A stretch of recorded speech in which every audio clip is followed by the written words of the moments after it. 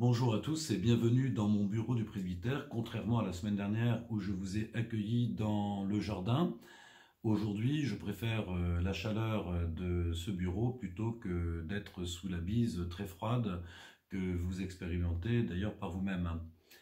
Voilà, j'ai pris la parole la semaine dernière, je la reprends aujourd'hui pour continuer à vous encourager dans ce moment de confinement. Demain, nous allons entrer dans la troisième semaine de ce confinement et nous avons déjà l'habitude, puisque ici, Carnac-la Trinité-Plouernel, nous étions déjà dans le cluster à partir du 2 mars, donc nous avons quand même l'habitude. Et je souhaite que vous ayez trouvé des occupations, des activités pour occuper sainement vos journées et ne pas vous ennuyer, ne pas tomber dans la tristesse et la morosité. Voilà, j'aimerais partir de l'évangile de dimanche dernier, qui était la résurrection de Lazare, pour vous donner quelques motifs d'encouragement. Lazare est sorti de son tombeau et nous nous en réjouissons, mais il n'est pas sorti tout seul. Il est sorti d'abord parce que Jésus l'a appelé à sortir du tombeau, mais aussi parce que son entourage a fait ce qu'il avait à faire pour que Lazare puisse sortir au grand jour.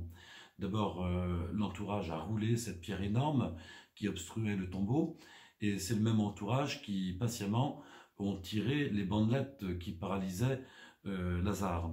Donc nous sommes un peu dans les temps de confinement qui sont les nôtres, comme dans un tombeau nous-mêmes. Et nous sommes appelés à faire comme Lazare, à nous laisser arracher à ces tombeaux de tristesse, ces tombeaux de difficultés, de soucis, de préoccupations, d'incompréhension, pour nous laisser mettre par le Christ au grand jour.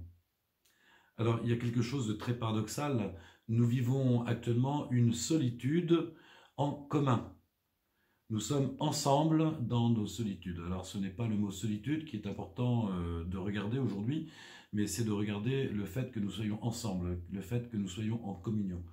Voilà, c'est ça qui est très important. Et il ne faudrait pas que le confinement, petit à petit, nous replie sur nous-mêmes. Nous sommes des êtres sociaux, des êtres de relation, et c'est ce qui nous appartient de développer en nous. Alors voilà, je vous pose donc ce problème, qui n'est pas un problème d'ailleurs, c'était la question de l'évangile d'hier. Il y a des gens qui ont roulé la pierre pour que Lazare sorte de son tombeau.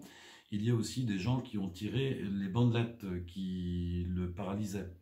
Alors voilà, nous-mêmes, quelles sont les pierres que nous pouvons rouler pour dégager le terrain? Quelles sont les bandelettes que nous pouvons arracher pour que nos frères puissent retrouver de la joie, pour qu'ils puissent retrouver de la lumière, pour qu'ils puissent se tenir debout? Alors il ne s'agit pas de devenir les espions les uns des autres, mais il est à mon avis impératif que nous regardions ce qui se passe autour de nous, que nous soyons attentifs à ce que deviennent nos voisins, à ce que deviennent nos amis, à ce que deviennent les membres de nos familles.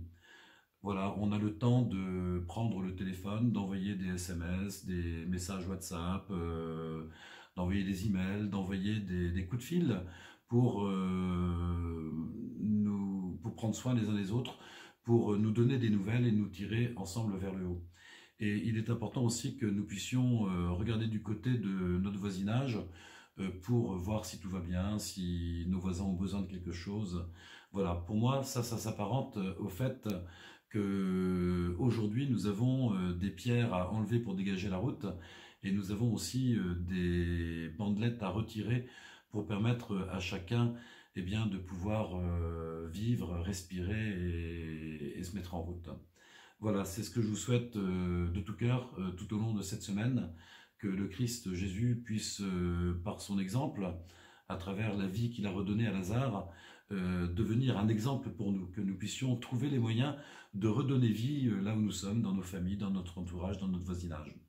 Voilà, je vous souhaite de poursuivre dans la joie et dans la foi ce carême un peu spécial.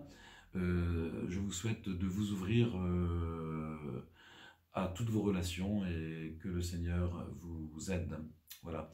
Nous allons nous retrouver des jours prochains à travers cette grande fête des rameaux que vous pourrez suivre sur notre YouTube paroissial.